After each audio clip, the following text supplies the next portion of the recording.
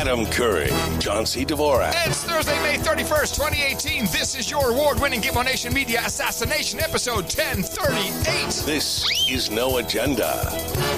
Guarding your reality even when we're not. And broadcasting almost live from the capital drone star state here in downtown Austin, Tejas, in the Cludio. In the morning, everybody. I'm Adam Curry. And from northern Silicon Valley, where I can't give you the weather today because I'm not really here. I'm John C. Dvorak. It's Crackpot and Buzzkill in the morning. Yes, it's one of those 2 times a year occasions. Crackpot and Butterfield. Crackpot and Butterfield. No, Buzzkill. Crackpot and Buzzkill. Yes, in the morning to you, John.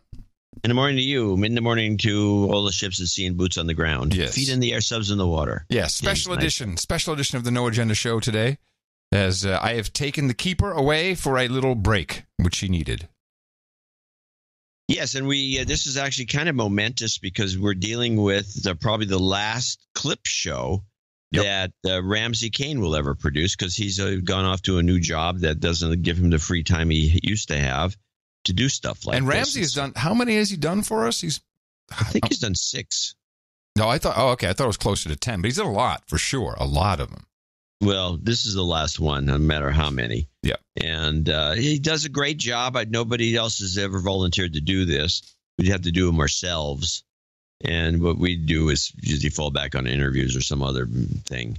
But something that's much easier for us to do. I'm telling you, this is momentous because his stuff is always good. It's always entertaining. It always gives us a good flavor, a good take on the show, and we have to use this before it gets too old. Yeah, and so we do leave it open if anyone has any ideas for best ofs, because we do have one. I think it's like two cases a year, maybe 2 shows a year that we don't do the show on a regular Thursday or Sunday.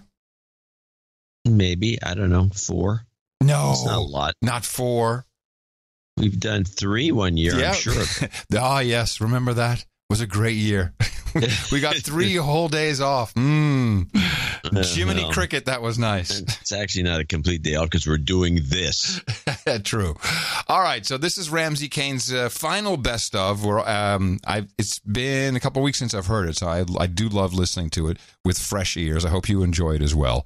And we'll be back. We'll break in about halfway. So without further ado, another No Agenda Best Of, brought to you by Sir Ramsey Kane. The following podcast contains the mingling of jingles. I'm shocked to find jingle mingling going on here. Jingle mingling! It may also cause anal leakage. I'm shocked to find anal leakage in here. Listener discretion is advised. Anal leakage! There's a new plugin for Chrome, not a new idea. We've had it for many times, a long time. It's called Soothe. Soothe is a Chrome extension made to help people browse the web without seeing malicious content. Our main goal is to prevent online harassment and help users avoid seeing triggers while they browse the web. Triggers. We strongly believe that no one online should have to worry about this. That's right. Just make it safe. The process is simple and subtle. Check off the type of content you want to avoid and let us handle the rest. Questionable content is blurred out. If you wish to see it nonetheless, you can click to reveal the text. So it's one of these. What it blurs out. Oh, no, it changes words. Oh, that's always doable. Yeah, it changes words, blurs stuff out. You got to question who is behind this. I mean, they're going to make money off of this, I'm sure. I hope not. Oh, well, it looks too professional. I wonder who is in charge of this. They've got to have some VC or some douchebag. Some places they're in Virginia. Some douchebag is paying for this. But let's see. We have a lot of F Russia stuff going on. Well, before we do that, I'm sorry. Can we do a little F Korea? North Korea. I think we need to proudly show our big foam middle finger to North Korea. Now, the reason I say that is because PACCOM, the big PACCOM guy. What's that, PACCOM? What's PACCOM? PACCOM, the Pacific Command. Yes, PACCOM. The admiral who runs it was testifying before Congress, and I watched the testimony. And he did everything he could to try to indicate that they need more money. and Korea is going to attack at any moment. Oh, more money, more money. What actions do you potentially see North Korea, Kim Jong-un, taking that are most concerning? And by that, I mean, putting aside for the moment what sort of capability they're building, what might they do offensively, militarily? A few years back, I believe they sank a South Korean vessel. They launched some missiles at a South Korean-controlled island. Do you see similar things that North Korea could do? I mean, I don't think any of us anticipate that they're just going to do a full-scale war because they know the cost of that. But are there places where they would try to push the envelope? And if so, what are your concerns about what they might do militarily against either our assets in the region or our allies? Yeah. Sir, I'm not as certain about this as you are, that North Korea won't do something precipitous because the. Oh, I'm not saying I'm certain they are. I'm asking what it would be. Well, I mean, it could be what we've seen before. I mean, right. Which provocations like the sinking of the Chonan or the attacks on Waipido Island and the continuing evolution of their nuclear and their ballistic missile testing. Right. So all of that.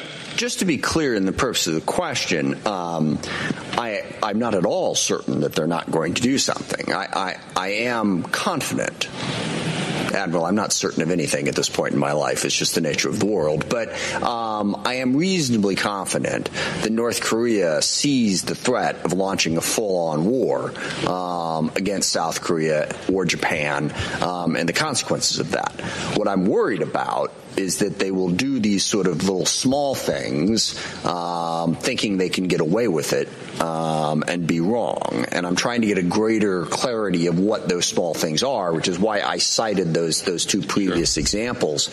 In the current environment, what are you worried about? Are they likely to once again, try to sink a South Korean ship? Are there disputed territories that they might try to take over? Where should we be looking for that small thing that could lead to the larger, much more dangerous war? First off, sir, I don't share your confidence that North Korea is not going to attack either South Korea or Japan or the United States or our territories or our states or parts of the United States once they have the capability. Oh, my God. It goes on and on. Sales call. Was McCain in this meeting? No, this was the House. Oh, okay. So McCain couldn't. If he could be, he's probably under the table giving him a handy. I wouldn't be surprised. So there's a guy from the University of Denver. This clip is called North Loria U Denver, who is an ex ambassador or something, and he was, I guess, involved with some negotiations with Kim Jong-il, and it comes out of the University of Denver is a very strange school. You can look it up. It's mostly they do a lot of professional training. It seems to be. Isn't it like a spook school? The Colorado College is kind of a spook school. Huh. This is something else, and I'm not. It may be a spook school, but listen to this guy talk for a minute on. Thank you. C-SPAN. President Trump is increasing U.S. military strength. Is that North Korea University of Denver? Yeah, North Korea University of Denver. That's what. Okay, I don't know what clip this is. Thank you. President Trump is increasing U.S. military strength around the Korean Peninsula after missile tests by the North. Well, this evening we spoke with former Ambassador Scahill, who led the U.S. delegation in 2005 in talks with the North over curtailing its nuclear program. Hill is the dean of the University of Denver's Joseph Corbel School of International Studies. Mr. Ambassador, in terms of American lives, is North Korea a threat or an irritant? It's a threat. It's a threat. First of all, we have some 30,000 Americans in South Korea. But we have to understand this is an agreement we have. We are duty-bound, treaty-bound to come to South Korea's defense. Why? Treaty. Oh, treaty. What treaty is this? The defense treaty. I don't know. There's a treaty where we signed. That's why we're still there, I think. Because that war never ended. We don't want to end it. We never want to meet with North Korea. The whole thing's a scam to sell arms. That treaty, yes. Should the North Koreans attack? If we have to go in there, we would be in the middle of a fight. So you bet it's a threat to our lives. You led the American delegation negotiating a nuclear agreement with the current dictator's father. What do we know about the son, Kim Jong-un? His father seemed to care what China thought, seemed to care what we thought. And what distinguishes, I think, his son, Kim Jong-un, he doesn't seem to care what any of us think. And he's certainly not been interested in any phase of negotiation. Is he saying? Which is the number one thing we know that they actually want. They want negotiation. They do not want armistice. They want to be seen as a full country. We can't do that because China and because arms sales. This is how millennials. No, we could do it if we wanted to. China or no China. No, China would. They don't want to do all this heavy lifting. What I mean by that is we need to have our spy crap over there to spy on China under the guise of North Korea. That's what we. Yes, China, and China knows this. And the thing that they don't, well, maybe he does mention, because somebody mentioned it, which is that the agreement we have with South Korea to protect them if they're attacked is almost the same as the agreement that China has with North Korea if they're attacked. Oh, so a war with North Korea is now a war with China. Yeah, but we're not at war. We're not going to go to any war. It's not going to happen. I can tell you that right now. As long as sales are up. And he's certainly hockey stick. Not been interested in any phase of negotiation. Is he sane? Sane from the point of view of running that country, of making sure that he's consolidated power, of making sure that everyone works for him. Yeah. We know that the North Koreans have been successful in building missiles and successful in detonating nuclear weapons in tests. The real trick is putting those two things together. What are the chances that the North Koreans are close? Very hard to say, but the feeling is that within the next 4 years, they could have a missile system with a nuclear warhead that would be credible. Whether it would finally work when they push the button, hard to say, but it would be credible, and any president would have to consider that as a real threat. We're all gonna die! Oh, God. Sales. Unbelievable. Just sales. It's now, there is one little... I got plenty of these clips, but there's one more clip I want to play for sure, which is... This is the PACOM guy again. And he decided to... I think he went a little bit off script. And he decides to discuss... let's see what I have it here. This is the group that Trump sent over there is the Carl Vinson group. It's got the Carl Vinson, which is a big... carrier. Is it carrier? Aircraft carrier. It's a huge carrier with a bunch of boats around, ships around it. Mm-hmm. And I guess something was written by the WAPO or WAPO. Somebody wrote something that just didn't fit. He was irked by it, and so he corrects the record, pointing out that apparently the article is just a piece of crap. This is the Carl Vinson strike group defense question. Okay, I see here. Sorry. On the front lines. I want to ask my questions on defending against missiles. And actually, I want to ask it in two different areas. You described some additional forces that we are putting into the region. I know there have been some press reports that say that somehow those forces are not able to defend against missiles launched from North Korea. Let me just ask, can American military forces in that region defend themselves against missiles launched from North Korea? Mr. Chairman, absolutely. There was an article that came out this morning from one of the outlets that suggested that the Carl Vinson strike group, and I think it's appropriate that we're talking about the Carl Vinson here in this room, the Carl Vinson room, that the Carl Vinson strike group, with its incredible capability to include two guided missile destroyers, the Wayne Meyer and the Michael Murphy, and the Link Champlain cruiser, that somehow that carrier strike group would not be able to defend itself against ballistic missiles. I believe that article and articles like that are both misleading and they conflate apples and oranges, if you will.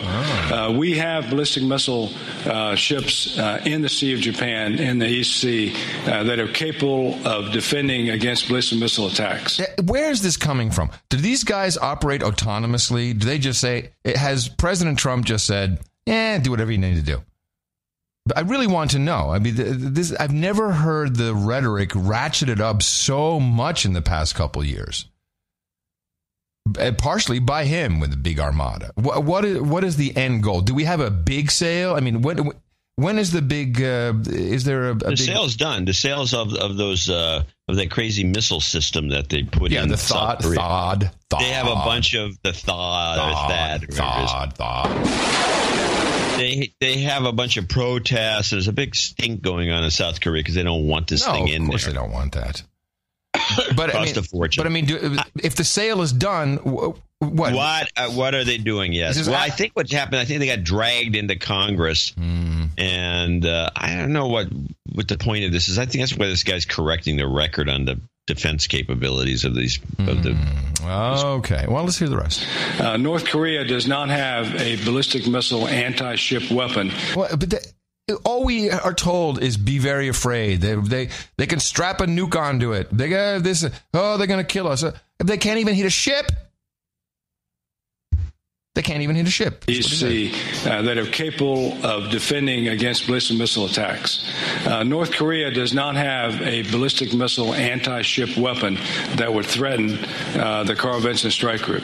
The weapons that North Korea would put against the Carl Vinson Strike Group are easily defended by the capabilities resident in that strike group. If it flies, it will die if it's flying against the Carl Vinson Strike Group. So I'm confident in that. This is a great slogan. This is a T-shirt. If it flies, he will die. If it flies, it will die. Picture of Kim Jong-un right there. If it flies, he will die. Resident in that strike group.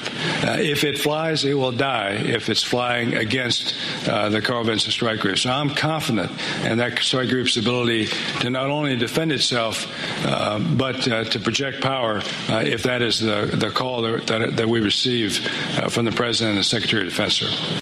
Jeez. Yeah.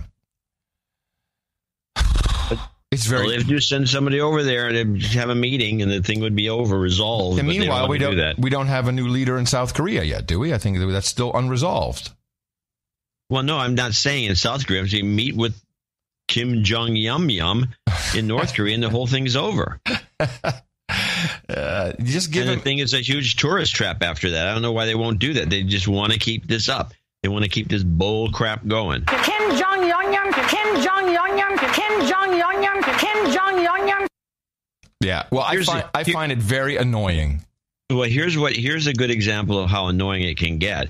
This is Gingrich spitballing. I put on this clip. Yeah. With on I think Fox News or one of these outlets, and he's just a part of this whole scheme. I mean, when you heard at the beginning of the show that guy is trying to drain the swamp, talking about the kind of weird corruption that goes on in Washington D.C., it's just part of a lifestyle after a while. Or there will be a military coup, and he will be replaced by a more rational leader. Or we will begin to take military actions, which could start with things as simple as killing any missile that will be capable of carrying a nuclear weapon. It could be steps that are short of starting an all-out war. And the question then is, what does he do? To what degree, and we don't know the answer, to what degree does he want to survive? To what degree does he think that if he's not tough, that he won't survive in his own society because they'll kill him? But look at his recent behavior. He's killed a brother, he's killed an uncle, he's killed... No, you're saying it wrong. He fed his uncle to the dogs, remember? He fed him to the dogs. The dogs ate him. But look at his recent behavior. He's killed a brother, he's killed an uncle, he's killed... other detractors. He called a girlfriend. Look, he killed his girlfriend and her entire band. I mean, this is guys. Wait. I didn't hear about this. I didn't either. What band? What band? What band? Some band. They're dead. I think I'm okay with Kim Jong-un killing bands, but I want us to help vote for which one. Yeah. The girlfriend, look, he killed his girlfriend and her entire band. I mean, this is a guy who... He's unhinged. He's unhinged! Yeah. And I think it makes it in the immediate future very, very dangerous. I think what we've got to consider here is if America's going to take this action, we better be prepared for him, if he's as mentally unstable as reports have said, that he would go scorched earth. That's a possibility. Now, what do you make of, like, for example, the president did have great meetings with the president of China. All right, fine. Okay, I'm going to tell you something right now. They have nothing. They have nothing. They have absolutely nothing. There's nothing. We can do whatever we want. Classic. This is the media. It's unbelievable. It's just to talk about scorched earth.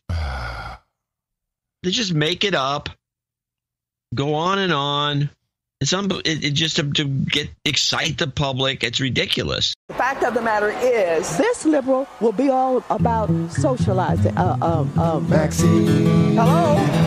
Waters. Scumbag. Maxine Waters. Alexa, flip a coin. Tails. I win. All right, here we go. Okay, you get to go first. This is, now we know the Millens all love Maxine. That's right. Got to keep my Maxine clip for the last bit. All the Millens love the Maxine, and I have from Salon Magazine the top MW. 5. What? Yeah, the MW. The MW. The MW. Here's a Millen, a black Millen from Salon, telling us the top 5 reasons why LMW should be the president of the United States. I'm D. Watkins here with the Salon 5, and today we're going to give you 5 reasons why Maxine Waters should be our next president. Number 5, Maxine understands the people. She's the 5th of 13 children, and she started working in segregated restaurants at the age of 13, so hard work is in her blood. Number 4, Maxine Waters has an amazing reputation of being a fearless, outspoken advocate for women, the poor, children, people of color, pretty much everybody that was left out of the Trump campaign. Fighting for what's right is not a new thing to Maxine Waters. Before she was even elected to Congress, she was out there on the front lines fighting against divestment from the South African apartheid regime. Number 3, Maxine was actually one of the few people who was against the war in Iraq. And that's something that Clinton, Bush, Trump, McCain, and all of those people couldn't really figure out. Number 2, she loves the millennials and we love her back. Last week, she confessed her love for us on Now This, where she talked about everything she's learning from us and how she has to evolve with the people. She's learning the language. She's using the internet. And we're all moving forward because of that. The number one reason why we want Maxine Waters to be our next president, because she's not afraid to attack the right. She's had tough words for everybody, from Bill O'Reilly all the way up to the White House. Maxine Waters is one of the only few Democrats that's stepping up. She's not scared to talk about Trump, his ties to Russia, and letting him know, in her own words, bombing another country does not make you presidential. These are tough times, and in tough times, you need a tough leader. That's why I nominate Maxine Waters to be our next president. Because again, Maxine Waters let you know that she is a strong black woman and she will not be intimidated. So neither should you. Maxine. Yeah. Step away from the crack pot. That's right. Those days are over. Let me just hear the chorus. Oh yeah, 1, 2, 3, Maxine. Maxine. There you go. That was all the work I put in last night to make that fit perfectly. Dynamite. Hit the post. It's a crazy world we live in. But at least we're going to give you the reality check. And I would like to read you something, which I remembered to get from one of my many books here in the library. And you tell me where this is from. You probably know. This may explain the situation we're in today. Here we go. Atlas Shrugged. No. And if all others accepted the lie which the party imposed, if all records told the same tale, then the lie passed into history and became truth. Who controls the past, ran the party slogan, controls the future. Who controls the present, controls the past. And yet, the past, though of its nature alterable, never had been altered. Whatever was true now was true from everlasting to everlasting. It was quite simple. All that was needed was an unending series of victories over your own memory. Reality control, they called it. In Newspeak, doublethink. 1984. Yes, you are correct, sir. We're living it.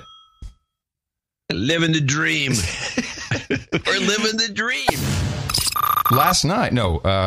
Friday night, I was able to introduce Tina the Keeper to a No Agenda favorite, which we've talked about, and I'm sure many people still have not seen it. You need to see this movie, and I was happy I saw it again because I had no idea how many people were in this that are now superstars. Okay. And that is Wag the Dog. Oh, yeah, great movie. And so it's Robert De Niro. He's a gov-fed, and he has to, because the president's up for re-election, he has some sex scandal with a 13-year-old, some crazy stuff like that. Yeah, he's a spook. Yeah. And then he goes to see Dustin Hoffman, the crazy producer, which, by the way, is pretty much exactly the way crazy producers are sometimes in those big houses running around and not giving a crap. I think so. And Tina, at first she said, oh, this is like how you and John always talk on the show. I said, yes. Exactly. Exactly. And as we were watching this, she says, wait a minute. Because this movie was produced by Robert De Niro, by Tribeca Films. And what's the date on this movie, just so we can get that straight? 1997. 20 years old this movie is. 20 years old. Go. And already everything, and they were still using blue screen for chroma key effects before green screen became the norm. So it gives you any idea. But what Tina got upset, she said, wait a minute. So De Niro produced this movie. He stars in this movie. He clearly understands the idea of propaganda being done through Hollywood. Otherwise, you don't make this movie. Exactly. But yet, a year ago, or less than a year ago, this was the video that De Niro released. I mean, he's so blatantly stupid. He's a punk. He's a dog. He's a pig. He's a con, a artist, a mutt who doesn't know what he's talking about, doesn't do his homework, doesn't care, thinks he's gaming society, doesn't pay his taxes. He's an idiot. Colin Powell said it best. He's a national disaster. He's an embarrassment to this country. It makes me so angry that this country has gotten to this point, that this fool, this bozo, has wound up where he has. He talks how he wants to punch people in the face. Well, I'd like to punch him in the face. This is somebody that we want for president? I don't think so. What I care about is the direction of this country. And what I'm very, very worried about is that it might go in the wrong direction with someone like Donald Trump. Now, when I listen to this again, the two things I notice. One is it is exactly the same cadence and timbre of voice that he used when he was the government spook in the movie. Now, maybe he does that all the time. Because I have to look at all not really. But this is very, very similar. So either A, he's a moron and forgot all about Wag the Dog, or, and this was my favorite part of Wag the Dog, not so much the video trickery, but when they were calling up during the press, the White House spokeshole is doing the daily press briefing, and they call him up and say, okay, have him say this, and the guy touches his earpiece briefly, like the Sweaty Sean version. And he says whatever they have to say, and then De Niro launches this. He explains to the PR department. He says the way you got to do it is you got to say, look, this has nothing to do with the B-3 bomber project, nothing at all. And of course, there is no B-3 bomber project. So it's launching these false, launching the memes, and maybe that's what he intended to do here. That he was actually in that role trying to do a little bit of Wag the Dog. I have no idea what he was up to with it when he did that. I think it's still up for interpretation. But I like your thought that he's in the same cadence. Yeah, because when he's on talk shows or anyplace else, he doesn't talk with that. That is definitely a scripted message that he's acting. Yes, for some reason. Why was he doing it? And it was extreme. It was not like Rosie O'Donnell or even Joy Behar. These people just going off on Trump. It was a long-winded, very scripted message. It seems to me it had something good. There was something about it. It was very unusual. Well, let us do. Let's see. Let's do their first summary. Let's get people up to speed. I want to do a side by side of Rosie O'Donnell and De Niro, but maybe that's too much for this early in the show. Yeah, it might be. Fake balls are a real business. Hey, should we? Since we're at the beginning of the show, we're rested. We're fit. How about a little quick trip in the alternate universe transition machine? Right off the bat? You're going to wear us out right away. Come on, don't be a pussy. Ready? Let's do it, man. We can do this. Let's go. Into the machine we go. From this day forward, it's Get ready. We're going to the first America. First America. First America.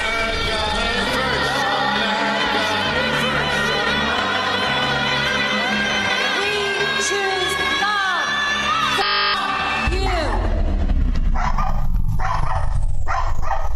Oh, it's not good with just black coffee. Where's that dog keep coming from? The alternate universe. Obviously. Two quickies, two clips. The first one is regarding a topic we've discussed many times, the so-called Goldwater Rule. And the Goldwater Rule stems from Barry Goldwater as a presidential candidate when psychiatrists were saying, he's mentally unstable. I'm not exactly sure what they claimed the diagnosis to be. But then later, after he lost, he sued them. And so in medical circles, certainly psychiatric circles, there's the Goldwater Rule. Thou shalt not diagnose someone on television or unless you have actually seen them. And, of course, you couldn't do... there it is. There's one. That's my first, of course. That's my second. Interesting. It's the alternate reality where I realize it. Isn't that interesting? Mm-hmm. Mm-hmm. So here is the Morning Joes. They have quite a panel on, and they're discussing, of course, President Trump's... you said it again. Mental stability. Never thought, though, that the guy that we've known for 10, 11, 12 years would be that much of a petulant brat. I also think it's... Wow, there we go, right off the bat. Instead of saying petulant child, we've put one little dose on top of it saying petulant brat. Yeah, it's good. It's good. Very good. For 10, 11, 12 years would be that much of a petulant brat. I also think it's time, and I know in the post-Goldwater era, there's the unwritten rule in the psychiatric community that nobody diagnoses from afar. I just don't think he's a well guy. We talked about this before, how well the guy is off right now mentally. Any sane, rational person would know if I keep bringing attention to something, then I'm going to keep churning up attention on something, and it is not going to be in my best interest. There's a disorder. Essentially, there was an article over the weekend about election night that right even after his triumph, he was fixated on a 3-day-old negative article. They literally couldn't get him off of. And that's what this is. I don't know what the disorder is, and I'm not being glib, that regardless of what else is going on, if he's been pricked in a certain area, there is a inability physiologically for him to move off of it. That is not a healthy, normal, well-functioning man. Most people are like that. Almost everybody has something that they just can't let go of and hold on to. This is not diagnosis for being a nut job.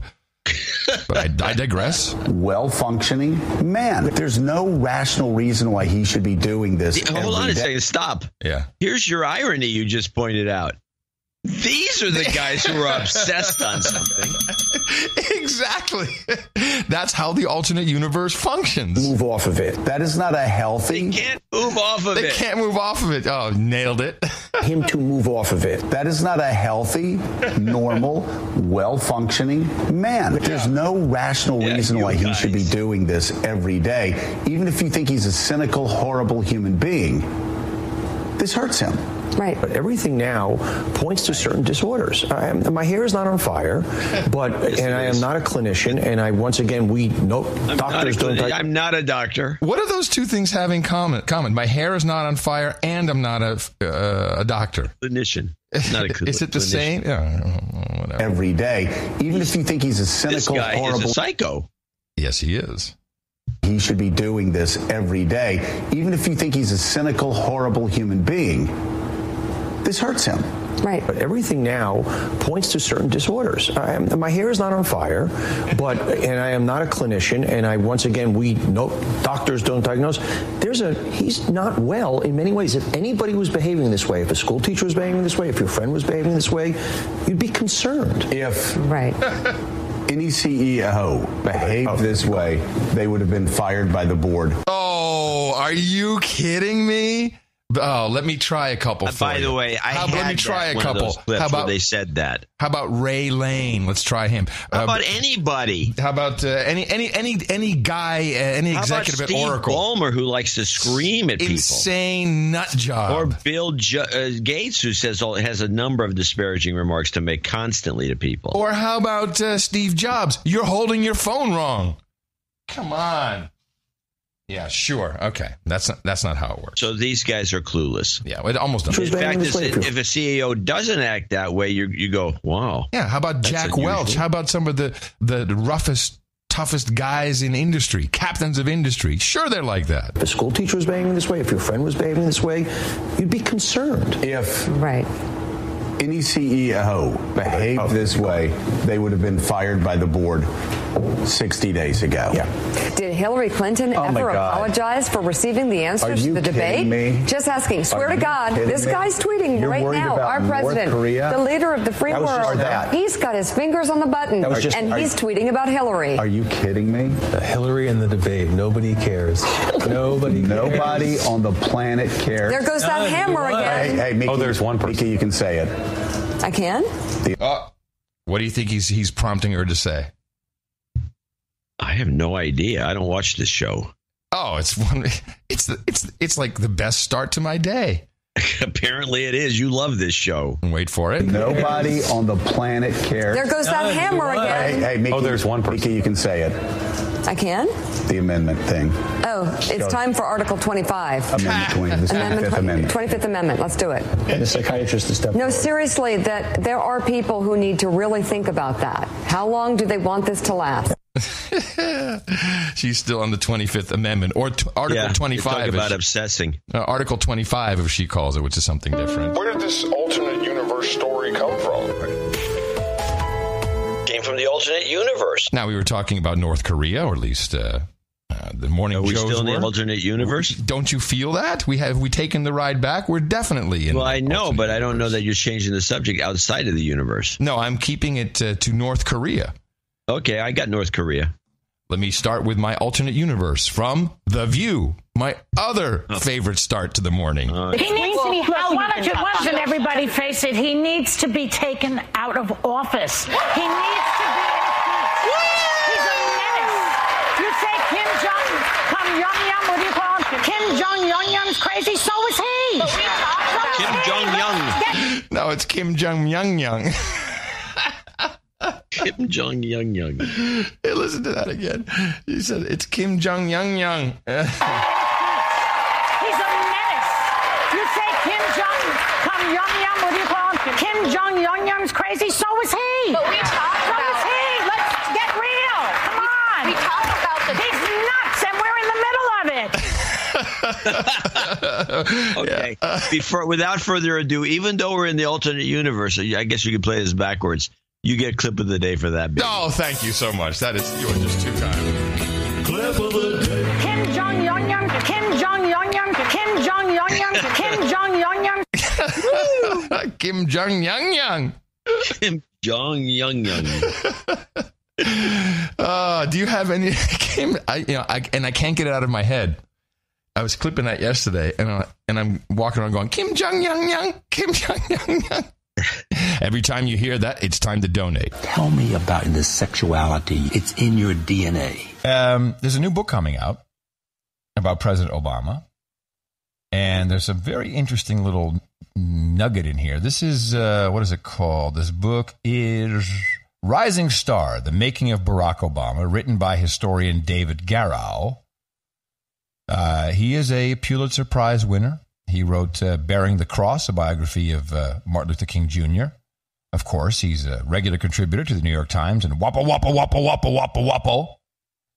And in this, very interesting, he wrote in this book about a relationship that President Obama had in his 2 years at Occidental College, which we know nothing about. Those records have been sealed. His relationship with openly gay Professor Lawrence Golden.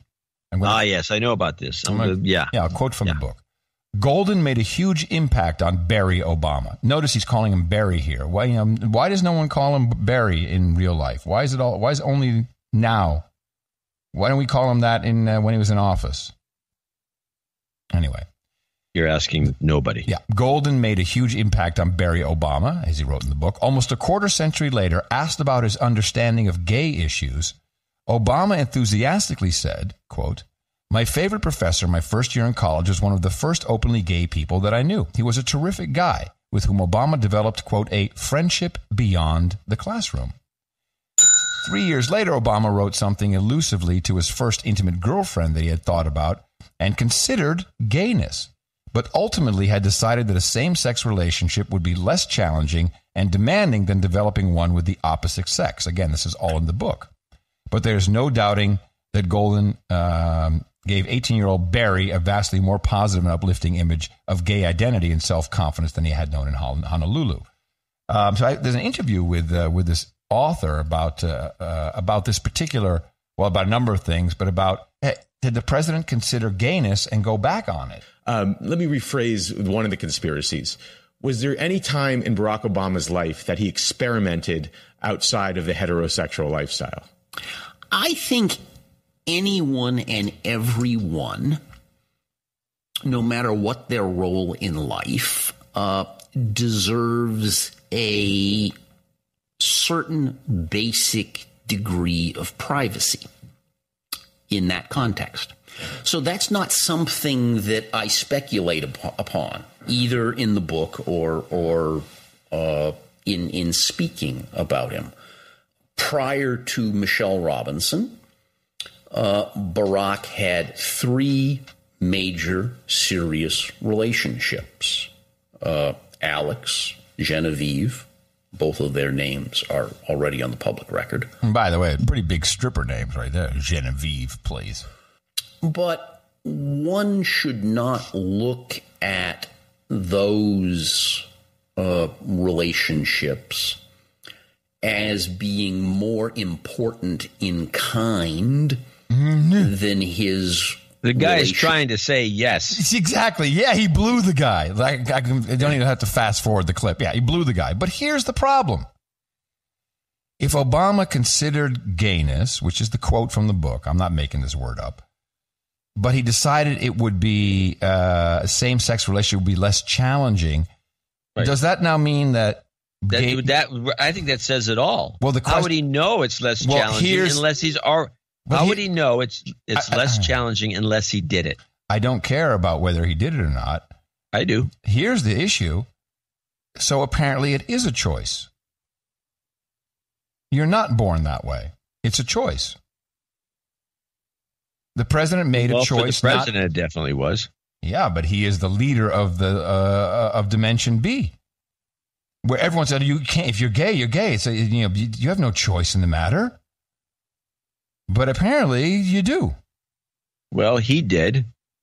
He's pretty important. I don't know if you pretty can generalize guy. from his specific experiences.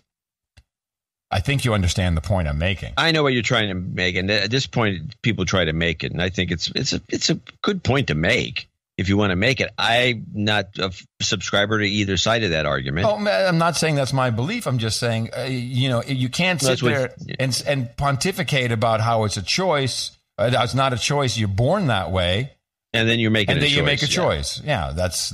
No, I agree. It's the hypocrisy that you're bitching about. Yes, I don't care what he does. We all know that Reggie Love was his lover. We all know that those kids are not his, but they're Scottie Pippins and Stevie Wonder. We know. We can see Stevie Wonder. I'm less concerned about that anyway, as opposed to my concern that he's a Muslim. Yeah. And that the head of the CIA, Brennan, was a also Muslim. Well. Besides, and they're not. I don't mind people being a Muslim in office. I don't like people that are hiding it. Yeah. Because why are you hiding this? Yes. Are you a subversive Muslim? That's what you're doing by hiding it. If you're openly, well, then of course there's political reasons not to brag about being a Muslim if you're the president of the United States. Right. Named Barack Hussein. There's people will go, oh, well, I don't know, maybe I shouldn't vote for him because these Muslims, I don't like these Muslims. Yeah. But on the other hand, it would be like he's got to come out and say, look, I was a Muslim, I didn't blow up the country or anything. I don't know. Something like I just that. have mixed feelings about it. Well, but he's being very quiet right now, although he gets a total pass. This being on the yacht. Well, no, this Wall Street company that is doing this $400,000 speech for. Do you know what the setting is for this speech? I don't know. Bahamas? Healthcare conference. This is his quid pro quo. This is the payoff. Oh, for all the insurance companies, yes. Big payoff. Here's your money. Yeah, you get. It's not unusual to get. Hillary Clinton pioneered this. Yeah, you get the money later. That way, you can go testify and say, "Did you get paid for this?" And you can say with honesty, say, "I've not been paid a nickel for this opinion. I've not been paid a nickel to do this." Yeah, and then you may get some money afterwards as a thank you. Yeah, seems like that's a pretty big thank you for one speech. It's pretty good. He's going to get a lot more thank yous than that $400,000. Definitely. You've got something going on and you need a distraction. Call Clooney. Call Clooney. Now we're going to take a little trip here into a fabulous example of Dimension A, Dimension B in the same place, looking at the same information and arguing. And I'm sad to say this happened on The View, but that's just what it is. You got to take it. But it is important because these are women's issues. Women are getting screwed over. We all want, Hillary lost because of men. So now so there's the two, I think it's Sonny Hostin, who's the Republican. And you're asking me. Yeah, I know. Crazy. It doesn't matter. It'll be very apparent who's who. I found this entire conversation just fantastic from a split universe, alternate universe, Dimension A, Dimension B perspective. Cover some reasons as to why, or is she overlooking stuff, or? This was the most unimpressed I've been with Hillary Clinton. Every time I see her do an interview, I'm waiting for a moment where she just doesn't blame anyone but herself and acknowledges why they lost. Why? You can imagine this is getting the other ladies on The View kind of riled up. The reason why she lost was that her foreign policy at the State Department was a disaster. Her intervention in Libya led to terrorist havens and the infiltration of ISIS. My head was going, what? You're saying this on The View? What? She lost because she picked a bad vice presidential candidate. She didn't do proper groundwork in states like Wisconsin, in states like Michigan, in states like Pennsylvania. She lied to people. She made the decision. Don't bring up the lie, please. Don't about bring up lying. About having the server. Don't bring up lying about people. Okay, well she did. Yeah, let's not put lies in, because if we're going to compare. But you no. Whoopi Goldberg defending Hillary about lying. Well, she lied. She told the email server. She completely lied. But you can't say that according to Whoopi. I'm not here to compare one. I can hear you on other stuff, but the lying I just can't handle. Go ahead, babe. I was going to let you finish if you had, but I That's kind of misogynist there. Go ahead, babe. Did you hear what Whoopi said? Go ahead, babe. Yeah, she said, go ahead, babe. Go ahead, babe. I'm here to compare one. I can hear you on other stuff, but the lying I just can't handle. Go ahead, babe. I was going to let you finish if you had, but I tend to agree. I was a little shocked when I saw her say that at first, because I think there was a moment after the election when so many of us stopped after looking at those polls and the buildup, and we were like, what did we miss? In some ways, I think she might still be missing some of it. I think if she had said these both were a part of the problem, but that they missed. She did. She did. But after Christiane actually egged her, she said, do you take any responsibility for this? Yeah. And I found that the fact that out of the gates her answer was the Russian thing and Comey, because I think there were messaging problems. She wasn't on the ground. A lot of the people that spoke up. She won 3 million more votes than Donald Trump did. So her message was out there. People wanted to vote for her. And the bottom line is the FBI was investigating Trump's Russia ties since July, and they only mentioned that this March. Yet they mentioned it in October. Sonny, I voted for her. I'm a Hillary Clinton supporter. Yeah. But what I'm saying is I was disappointed by the interview, because to me at this moment what she needed to say was, we missed the mark in a lot of ways. There were things we didn't hear, and it shows me in this interview she might still be missing. I don't know that she missed the mark. But I don't know that she missed the mark. She also lost the election because the election isn't run by the popular vote. It's run by the Electoral College, and she's a seasoned politician. And she should know that those states that she skipped out on, those states that she didn't go to, that cost cost her the really? Joy Behar. Oh, she knows that. Come on. Well, she knew. Maybe she would have gone. She should know that those states that she skipped out on, those states that she didn't go to, that cost her the really? She sounds like she did it because that's what cost her the election. There were people in the center of the country that felt ignored. Was FBI Director Comey. What cost her the election, in my humble opinion, is Russia's hacking. And what cost her the election is, if you look at the stats, people, I agree with Van Jones in a sense. This was a white lash.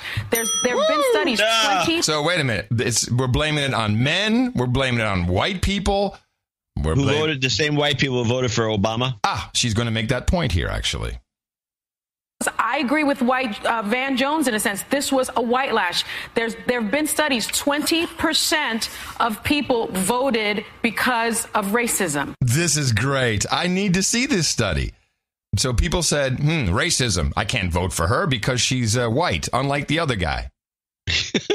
She's also white. Yeah. Yeah, this is a dimension B. But it's what? Racism. Studies, 20% of people voted because of racism. And I think after 8 years of a black president, there was no way that this woman was going to win. They elected twice. The country elected a black president twice because he was a good candidate. She was not a good candidate. You know, she was not great. You know what? Here's the truth about her. My opinion, she would have made a great president. She was not a great candidate. I'll agree with you.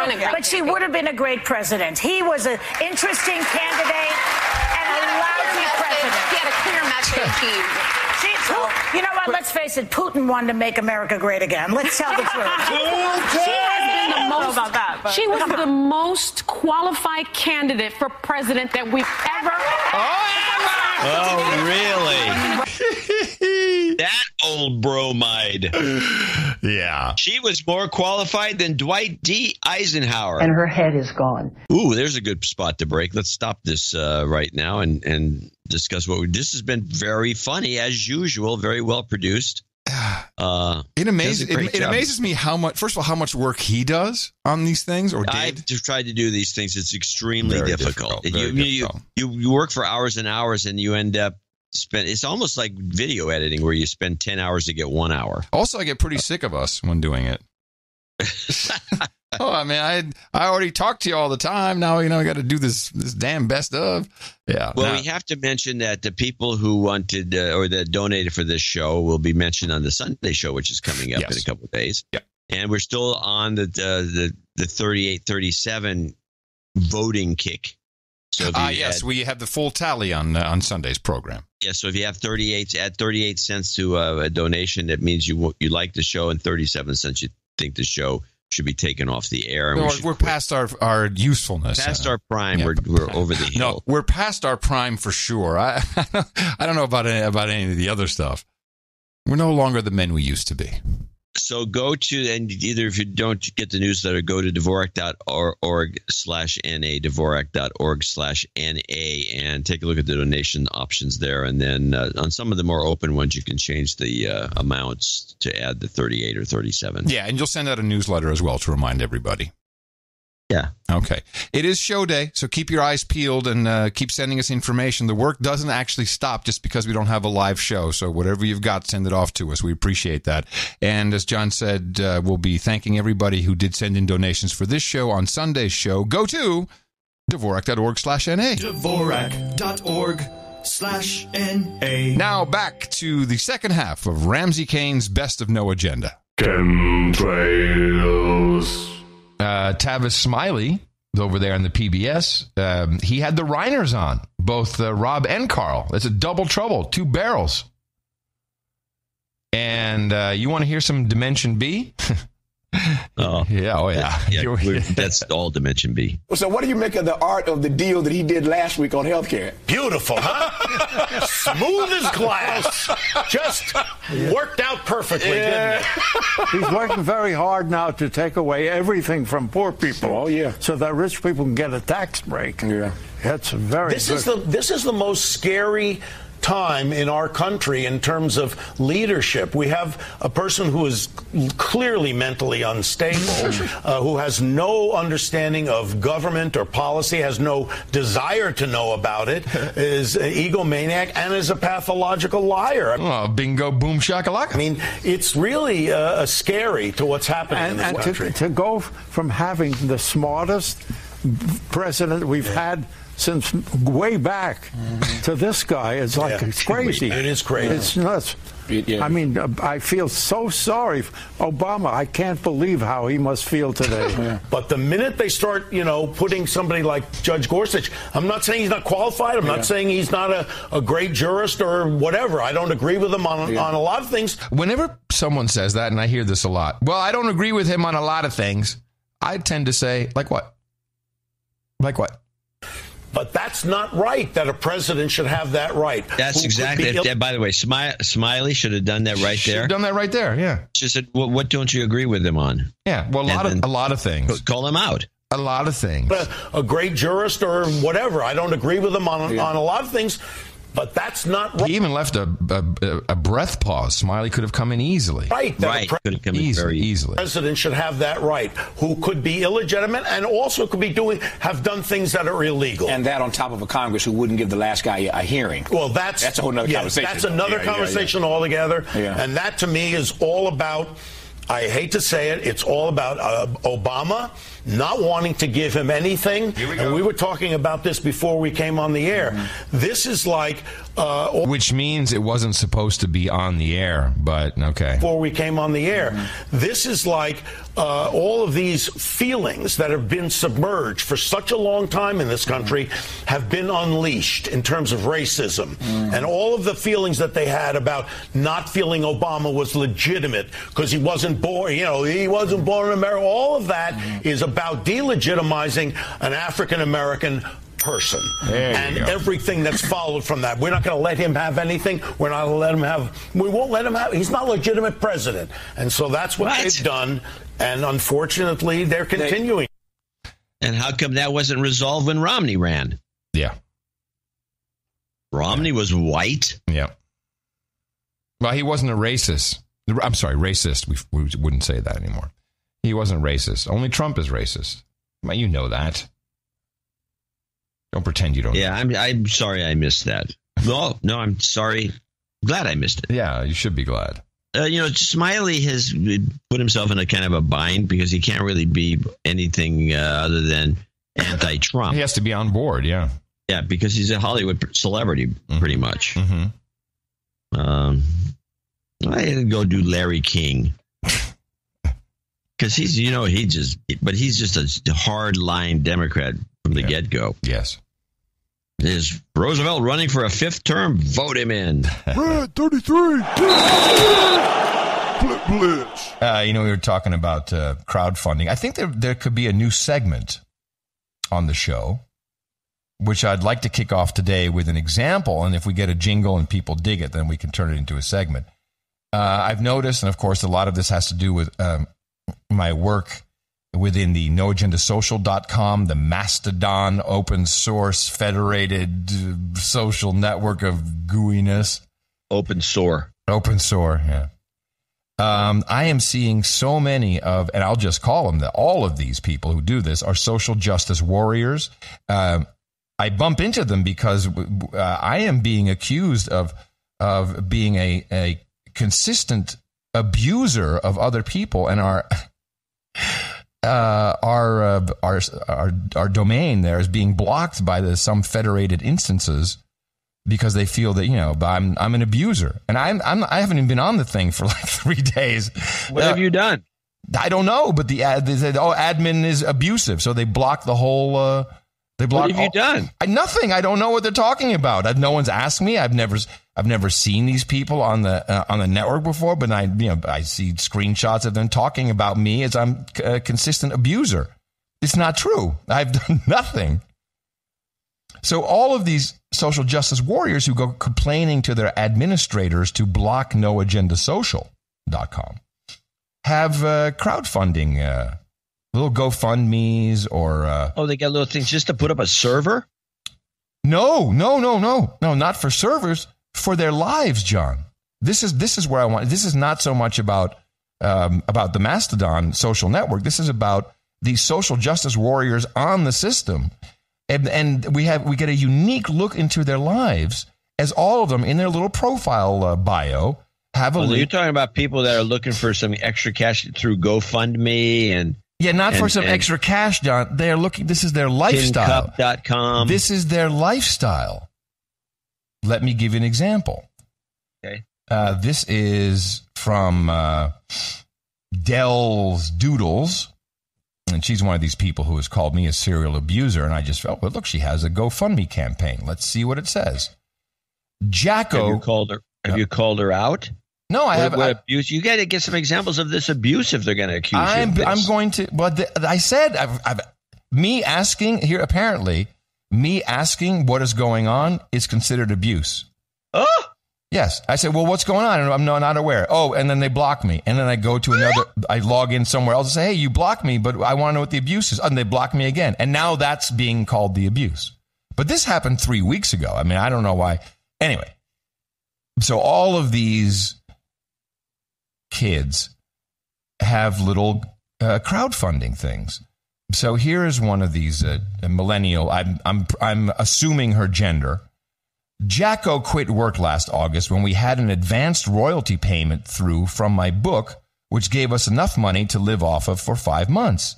Time Jacko planned to spend working on developing his indie game studio to make video games full time. Unfortunately, at the same time, he became ill. When I eventually managed to convince him to get checked out, he was at the point of fainting when he stood up. Turns out he had a bleeding stomach ulcer and his blood count had dropped significantly. The doctor wanted him to get a transfusion immediately, but he declined and went for taking strong iron supplements instead. It's stopped bleeding now, but anyone who's had anemia knows how long it takes to recover from even a little bit of anemia, and his was terrible. His blood levels are climbing, but he hasn't had the energy needed to work full-time, so we're behind on our plans. He started freelancing for the company he left last year on a part-time basis, but we're still struggling. I've put this off as long as I can, but we really need help. Jacko still can't work fast enough on his game projects to get stuff out there for sale to support us. We're close to being okay, but when you're poor, the world works against you. Missed payments mean more bank fees, bouncing fees, people nagging you for money, etc. Our car is close to being paid off, and if we can clear that monthly payment, every month will be in much more stable place financially. There's only 5 more payments to go on it, but the extra monthly payment is just tipping us over the limit every month on our reduced income. So if we can clear that and not have to make that payment every month, it'd be a huge help. I hate asking. I know so many people who are struggling right now, and I wish we were in the position where we could help and not ask for it. But such is life. If you can help us, there are no words for how grateful we'd be.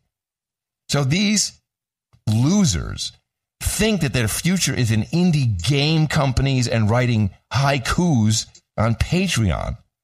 This is their business model. I've identified this. We're going to see kids who think that this is how life works.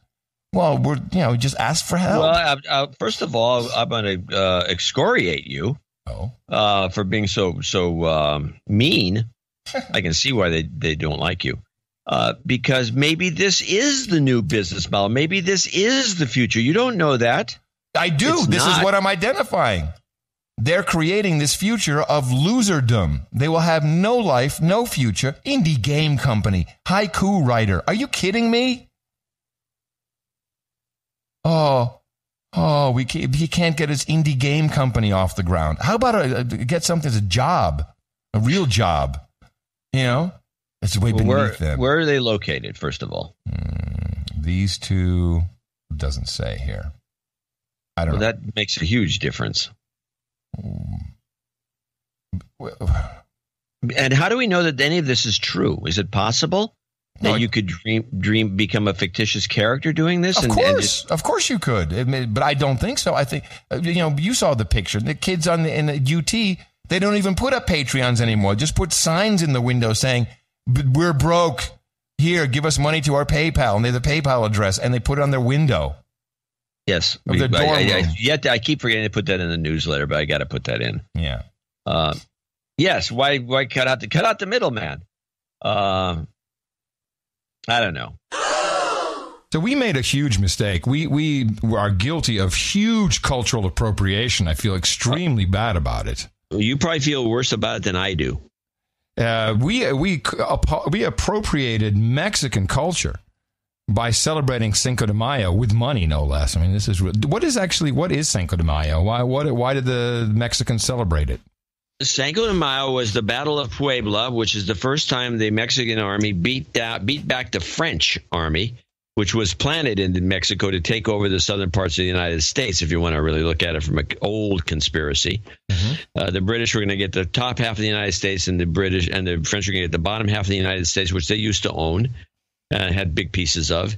And that was the idea, because it was assumed by the Europeans that the United States would be split in half permanently, and then they could easily be overtaken by the influences of the French and the British, and they could also get the gold in California, which is what they were after. Oh, okay. This is good. In other words, we as Americans have plenty of reason to celebrate Cinco de Mayo, whether it's a Mexican celebration or not. We probably have more reason. They saved our ass. We saved our ass. Well, they didn't really save anybody's ass, but they did a good job of winning this one battle, the battle. Listen, if it weren't like that, maybe we might have armpit hair. Come on. There you go. It's possible. Well, you, sir, because you know the history, would be allowed to wear a colorful poncho on Cinco de Mayo in celebration. However, if you're just some crazy white dude roaming around the streets having a good time, like we do with St. Patrick's Day, I'm not Irish, but green beer, put green on, we drink beer, we puke green, the Chicago River, it's all cultural appropriation. As witness two social justice warriors attack a young man who's quite calm, actually. He was really like, what is going on here? He's wearing a poncho on Cinco de Mayo. He's celebrating in the streets like everybody else. But no. I'm telling you. My name is Michael. I am not making a racial statement. I'm celebrating a holiday and having fun. I'm telling you that this is not celebrating. I'll say it to the camera, everyone. I love every person, every color, no matter what they are. I am having fun. I'm celebrating. And I'm telling you that this is not the appropriate way to celebrate a holiday. You're taking it a step too far, and I think you're making too big of a deal out of it. So I hope that's how you feel about it. That's how you feel about it because you're not a part of that culture. I hope we can agree to disagree. Can I tell you something? There are people dressing like this, having. I'm being peaceful. I'm not offending anybody. So can I tell you why that's not funny? Because families are being split up. This stuff actually affects people's lives, and I don't think you understand. It does. You perpetuating the stereotype, Michael. It's not just about you wearing it. It's about you as a man, right? A white man who has the most privilege in this whole fucking country, knowing like what's happening in this country right now. I am very aware of what's happening. Okay, so how is this celebrating? How is this celebrating? Cinco de Mayo. No. I'm a college student. Do you even know what the holiday means? Can you tell me the history behind Cinco? I'm here to. So that is not celebrating. You get the idea. It's just insane. It's great. By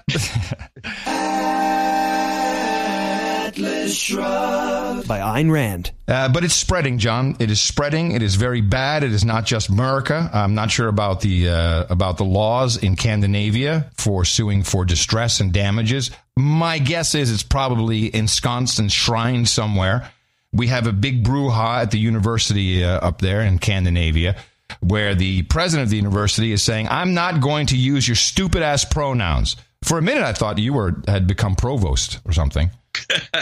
And so on this show, this is CBC, they have the president of the university and a transgendered, non-binary professor from the same university. I pulled a little snippet because it's just interesting. Professor Peterson, let's begin with you. Why are you against the use of alternate pronouns? I'm against the use of legislation to determine what words that myself and other people are required to utter. But would you use alternate pronouns if a student asked you to? I think I've made my position on that clear already. Well, perhaps not to our audience at home who are just being introduced to this. Would you use alternate pronouns? And why not?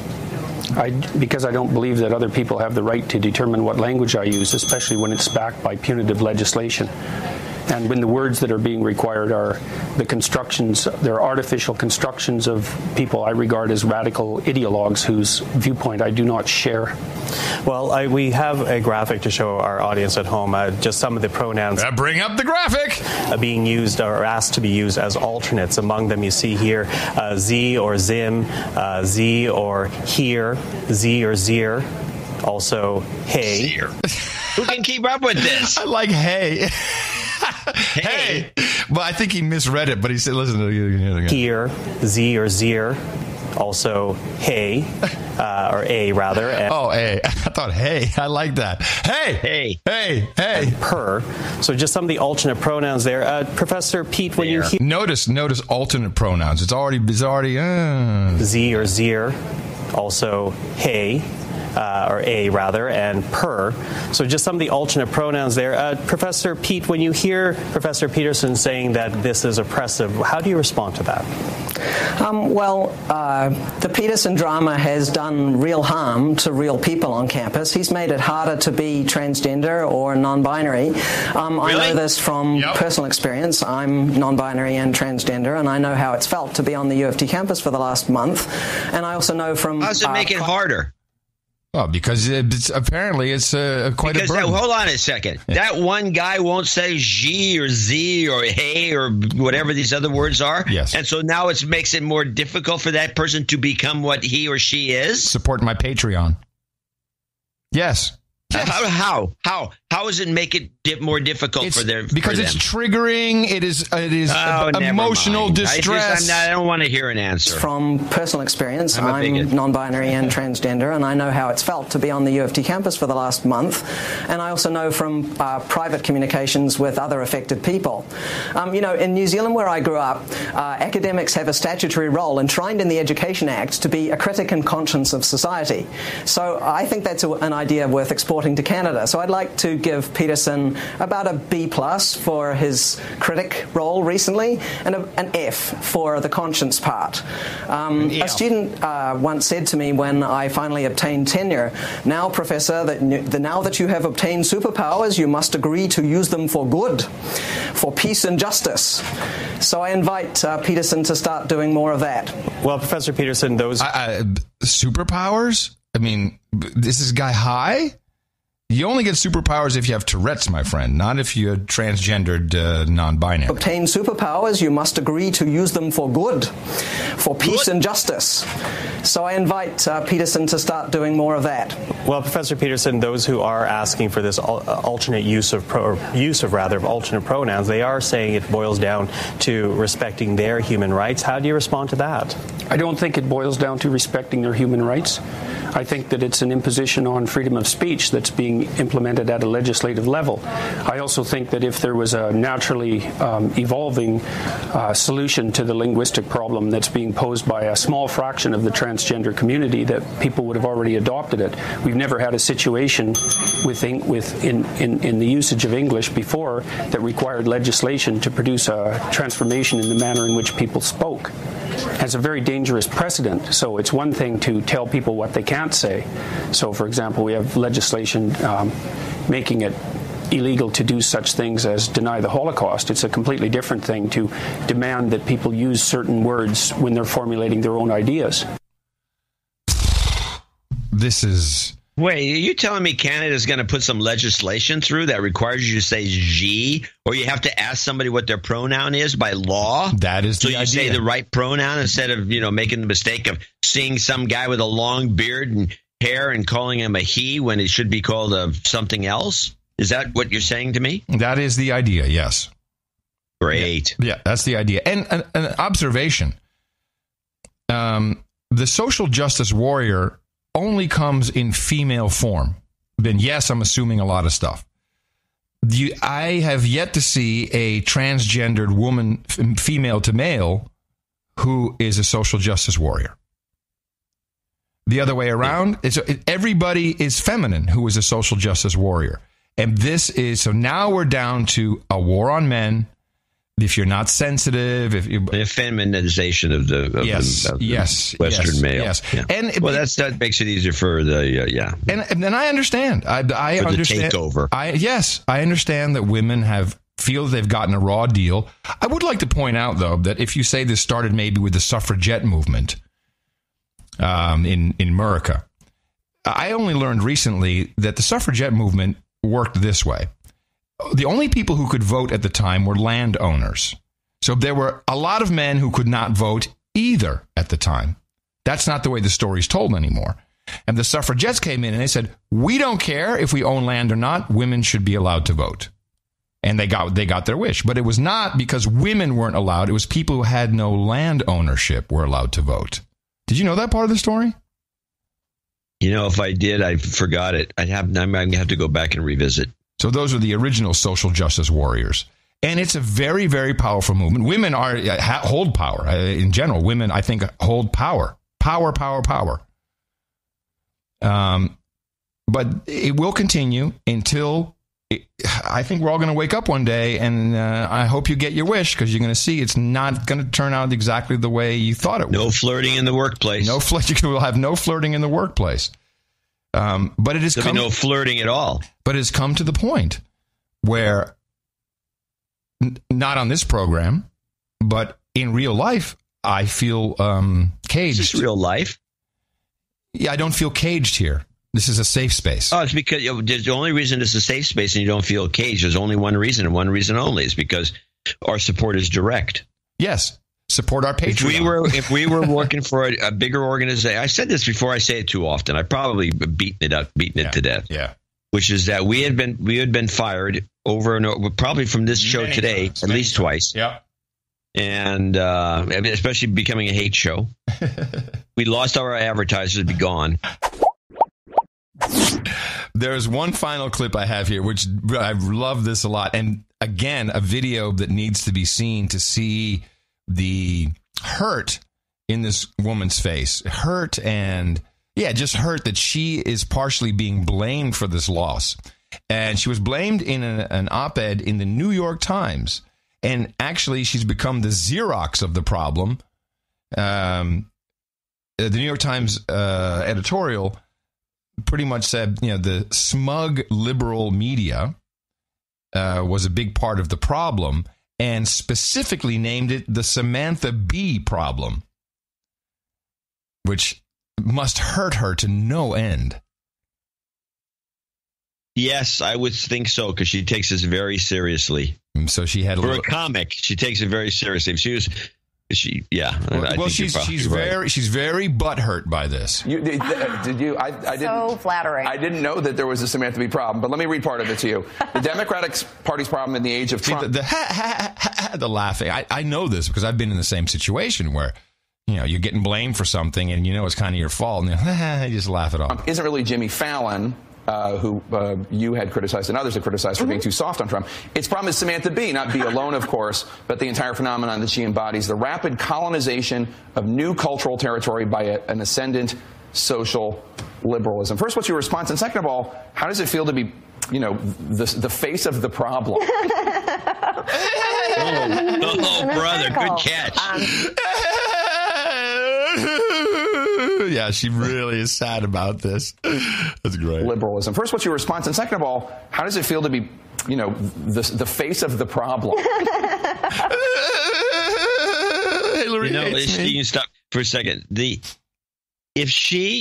You're absolutely dead on this analysis, and that laugh is the indicator. Yep. She should actually be mad about it. If she would take it as, that's bull crap. I'm a comic, and then she should have gone aggressive, but no, she did that laugh, which indicates, oh my God, I am the problem. Oh. She's taking it very seriously. No, there's no way. I mean, if that was John, say it was, let's move people around on this chessboard and make Jon Stewart the guy. Yeah, Jon Stewart. If he was the Jon Stewart problem, and it was like the same situation, let's say, he'd go right after the guy. He'd go after the New York Times. He'd say, this is nonsense. He'd use his comic foil. I'm just a comedian. I can't even make fun of anybody. And it would end right there. This is going to affect her career. Yeah. Yes. In fact, if you and I were watching this interview and we were running, what is it, TBS that she's on? TBS? No, I think it is TBS. Something like that. One of them. We would have fired her after this interview, and you'll hear why. The face of the problem. Oh my God, my name was in an article.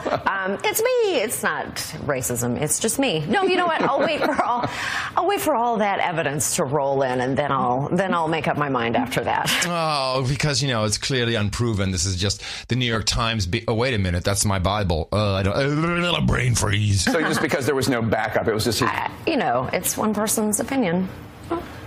Yes, that's what op-eds are. One person's opinion. Only this one is in the New York Times, darling. One wonderful chap. One wonderful. He's a nice man. But let me ask you a question. Does he have a larger? And you've addressed this on your show. Mm-hmm. So remove yourself from it. Does he have a point about smug liberals? I'm not talking about you, but is there a smug liberal problem? That is something that I can't really. I just can't take responsibility for the way the election turned out. I just absolutely I can't. Is there a smug liberal problem? You told her not to go to Wisconsin. I don't think there is. Like, I do the show for me and for people like me, and I don't really care how the rest of the world sees it, quite frankly. Oh, okay. Well, we're gonna have to fire you because you care about the advertisers and the ratings. If you say you're just doing the show for you, why don't you go do a podcast? Like, I do the show for me and for people like me, and I don't really care how the rest of the world sees it, quite frankly. This is pretty much the definition of sanctimoniously smug right there. Smug, totally smug. So being said, were you smug? No, I'm not smug. Self-defined smug. Yeah, this is perfect. Excellent job. I don't really care what you think. What's that? That's what she said. I don't care what you think. I don't care what you think. I do it for myself. I do the show for myself, for people like me. It's a very small group. I don't think there is. Like, I do the show for me and for people like me, and I don't really care how the rest of the world sees it, quite frankly. That's great. We make a show for ourselves. We put it out in the world. We birth it. Oh, now I've heard this exact sentence so many times in my career. This is what someone says when they're about to get canceled.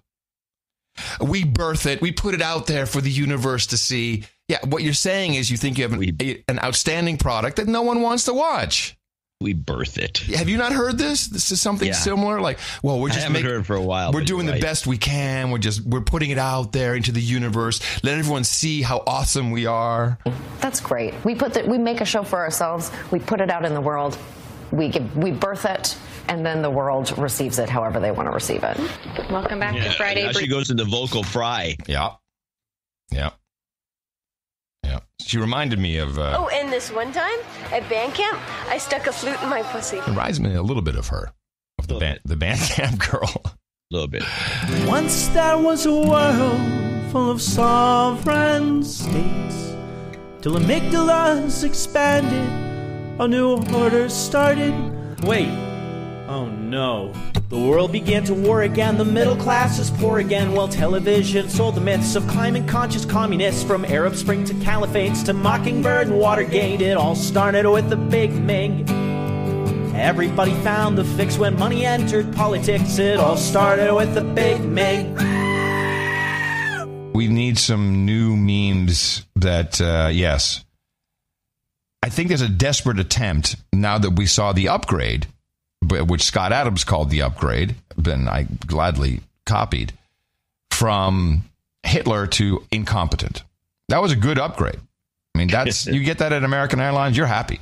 You're almost at the front of the plane. So there is a concerted effort by certain personnel to bring it back to white supremacy, hating blacks, hating Jews. I think Jews is the way to go now. Let's start with Jeremy Scahill, who I liked a lot. He did some pretty interesting documentaries. He was a part early on of the $250 million WordPress blog from Pierre Drive My Car Media. I believe he's still there. I thought he left. No, didn't he leave in a huff? I'm pretty sure he did. Taibbi left in a huff. Oh, okay. But we'll have to check on him. Anyway, he was on PBS talking about the president and, just tying in all these memes to try and, I think, bring it back to that. As a fundamental principle, I don't believe that we should be debating fascists, people that are openly advocating violence against undocumented immigrants or publicly shaming private citizens who are transgender. Have you seen any of this taking place at the Trump White House? openly shaming transgendered people? Oh, I thought he was talking historically about maybe somebody in the 30s. Oh, yeah, maybe not. I'll debate anyone, anywhere, but I won't debate a fascist. I will resist a fascist. Well, you're a dick. If there truly was a fascist, that's how you're going to resist? I'm not going to talk to you. I'm going to resist, but I won't talk to you. I'm going to stand here with my arms folded, and I'm not going to talk to you. I will protest. I'm going to resist. I'm going to resist, but I won't talk to you. Debate a fascist. I will resist a fascist. I will protest a fascist. But that's not like where there's some exchange of ideas that the First Amendment necessitates we engage in. These are people who, when we're talking about fascists, who want the extermination of black people. They want the extermination of Jews. They are, openly. Yes, this is the Trump White House. He's implying that the Trump administration and presidency wants to exterminate blacks and Jews, not just blacks and Jews. Come on. Get the Jews in there, sure. Oh, we need some Jews in there. But resist we much. Nation of Jews. They are openly advocating a form of hatred that is vilified in history and somehow being normalized now by the President of the United States. Yeah, it's being... What? This is a serious journalist, this guy, too. This guy, he's off the rails. Yes, sir. That is vilified in history and somehow being normalized now by the President of the United States. I won't participate in any platform where someone is acting as though, well, there's the fascist point of view and then there's Jeremy's point of view. That's not a debate to me. That's not he's not being invited to anything anymore. I think that's what... like, hey, you're not invited anymore, so you should complain really loudly that you won't do it anyway. A conservative Republican in Congress. Anyway. There are certain people that I think... I didn't want to go to your stupid birthday party anyway. Everyone has a right to free speech. I certainly agree with that. But they don't have a right to speak on television. Oh, is that in the Constitution? You have a right to free speech? That's interesting. Well, that's one more. They don't have a right to be invited onto programs. And no, they don't have... No, you can't be... You have no right to be invited on the programs. Get off the programs. I support Real-Time doing whatever they believe is right. I'm just not going to participate in it. And, and I got a lot of heat for that, but, and I may never end up out on that show again. Yeah, that's the problem, John. You nailed it. He's been uninvited from whatever. But I can go to sleep at night knowing that I had nothing to do with giving any attention to a fascist. I can go to sleep at night knowing I have no job. I didn't want to do it anyway. Yeah. Fake news. And he repeated fake. Fake. You are fake news. This is fake news. You are fake news. Hey. You read that. Fake news.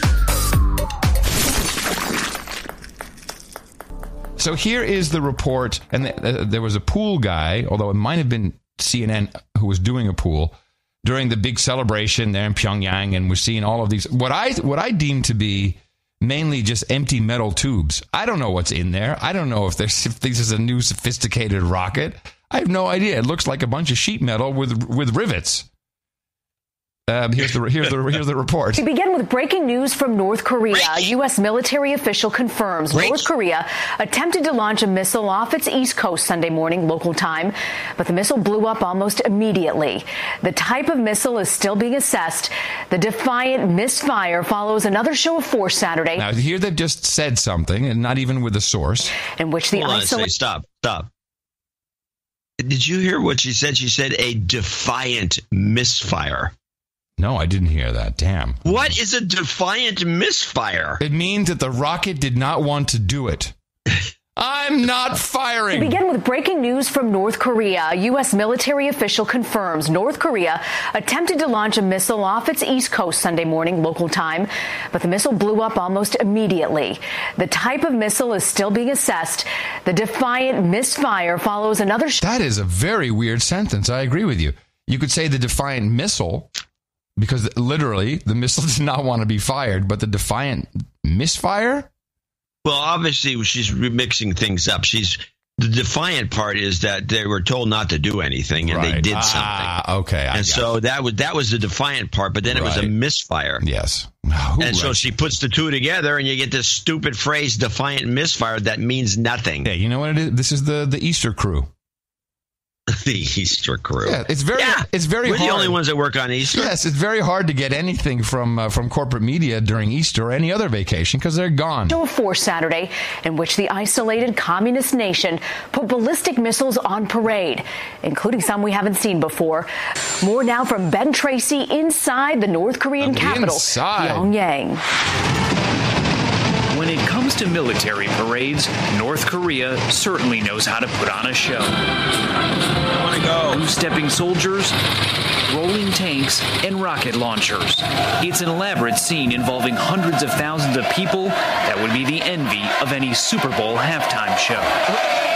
Anytime North Korea has one of these military parades, U.S. military experts closely examine what they're parading down the street. They're looking for signs that North Korea is closer to developing a long-range nuclear missile that can reach the United States. And the signs were troubling. For the first time, North Korea displayed new long-range ballistic missiles that can be launched from both land and sea. They are believed to be the same missiles successfully tested in February that use solid fuel and are... Hold on a second.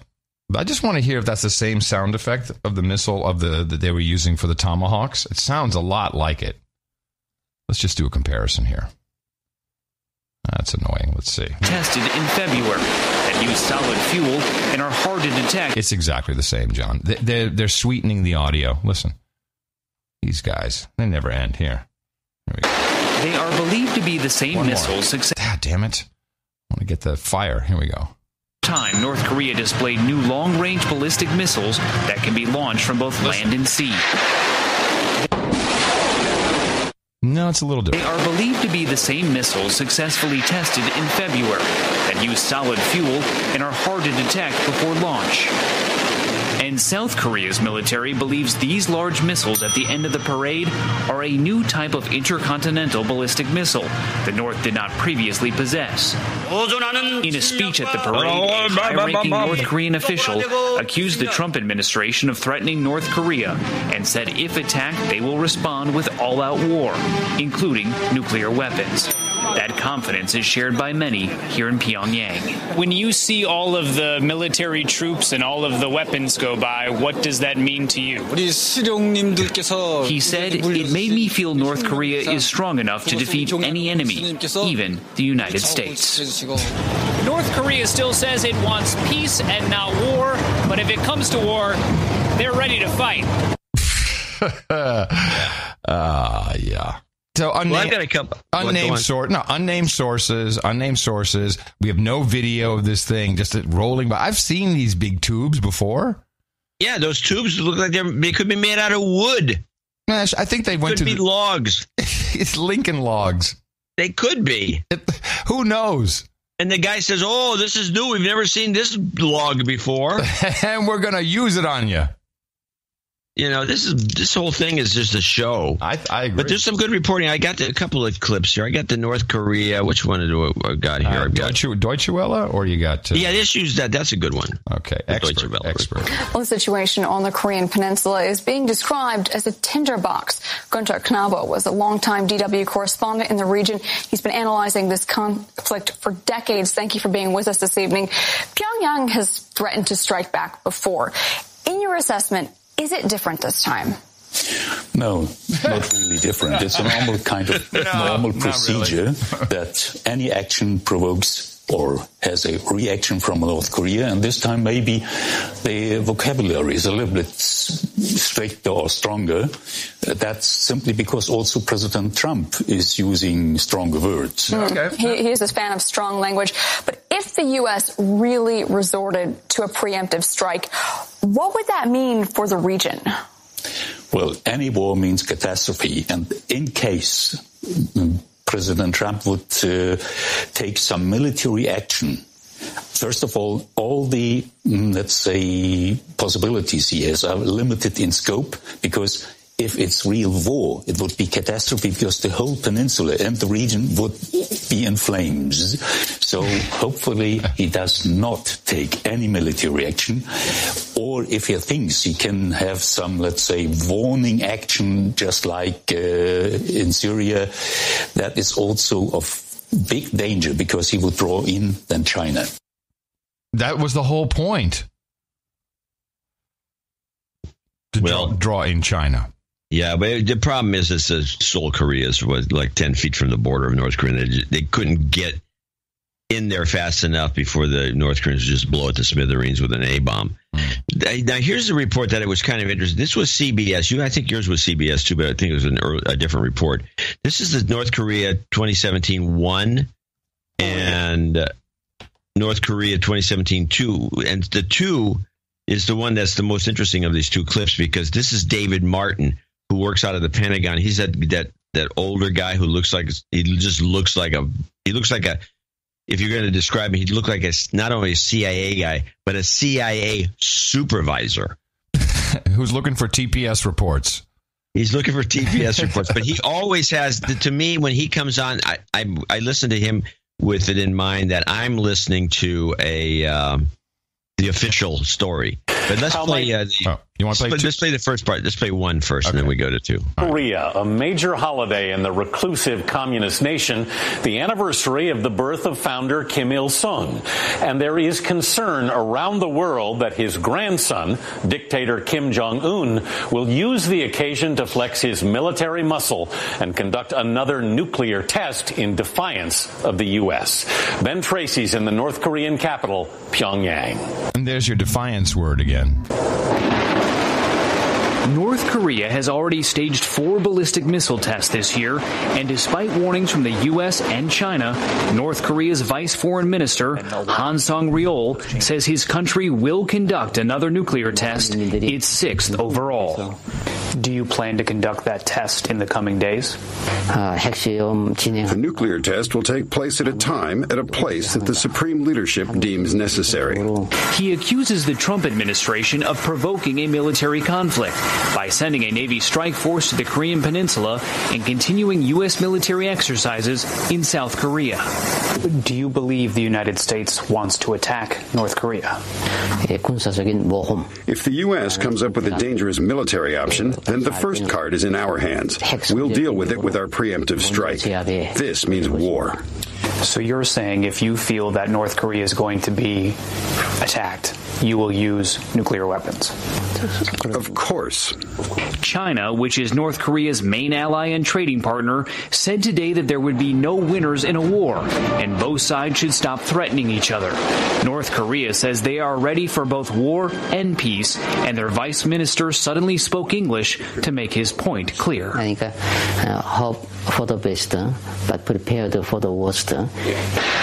The vice minister did stress that North Korea would not launch a preemptive strike unless it felt a real threat of attack from the United States. Tomorrow is a major holiday here in North Korea, and there is some concern that the country might use the opportunity to launch new missiles or conduct a nuclear test. Ben Tracy in Pyongyang, thanks. So what do you think just presuming for a moment that this is tactically smart, what do you think the game plan is with North Korea? The game plan from whose perspective? Trump. El Presidente. Well, he definitely is not going to do anything because Mattis, of all people, they showed him backing off as much as possible because they know North Korea has the upper hand because 20 million people in Seoul, Korea, right, and our military base, right, would be a mess. Yeah. And they could do it, and they would do it again. They keep preparing for it, but it seems to me as we go back, and we've talked about this for years, it seems as if the North Koreans are just kind of playing different kinds of games because the guy said, if the reporter, that's CBS reporter that's actually in Pyongyang, which to me was a breakthrough. I never saw this guy roaming around before, but he's over there and he speaks Korean, and so he's the go-to guy. Yeah. He says they're prepared for peace. Well, that's what Don has told us. I mean, we've heard that that's all they want. They don't want armistice. Yes, they just want to be a peaceful. But they have this face thing, I guess, going on where they would like to have a meetup. Well, they should get on meetup.org and organize it properly. They should put it in meetup.org and maybe something will happen. They could do it at the Zephyr Museum. I mean, it would be beautiful. Yes, which we'll talk about later, which I promised last time we never did. Yes, we did. So let's now we're listening to David Martin, who will give us the current status of things as far as I'm concerned. How might the U.S. respond to another North Korean test? David Martin is at the Pentagon. The Air Force calls it an elephant walk. 22 F-15s armed and ready to scramble from Kadena Air Base in Japan, 900 miles from North Korea's capital. It was conducted earlier this week and recorded by Air Force cameras for North Korea to see. We reconfigured every one of those F-15s with live ordnance inside of 24 hours and put them back on status and ready to fight. But notice, Brigadier General Barry Cornish is wearing a flak jacket. Same time. The airbase at Kadena is in range of North Korean missiles, as are 25 million people in the South Korean capital of Seoul. The U.S. could launch a devastating attack, but could not stop the North Korean military from firing off enough salvos to wreak horrendous destruction. Which is why Defense Secretary Jim Mattis sounds so diplomatic. In regards to North Korea, we are working with international partners in order to defuse the situation. If North Korea conducts another underground nuclear test or launches more missiles into the sea, the U.S. would likely limit its reaction to a show of force, sending B-1 bombers from Guam to fly along the coast and bringing in an aircraft carrier battle group.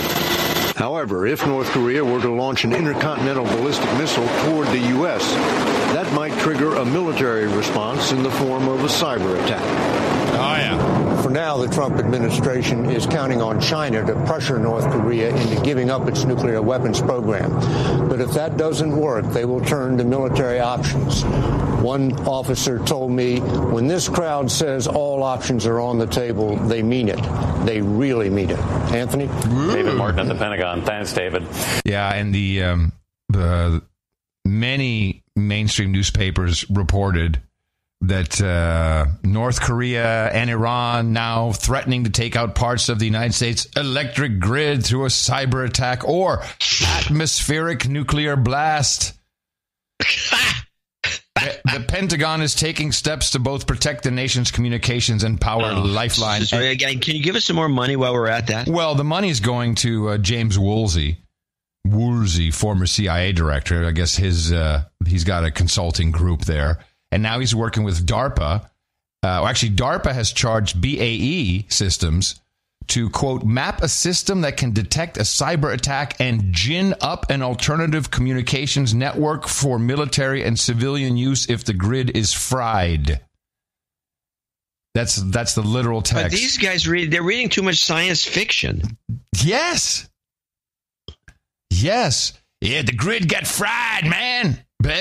Got fried. We got to go outside. There's electrical line, and it's just. I got smoking. I got news for you. It's melted. The internet was built to gin up an alternative communications route, I should say, instead of your word network.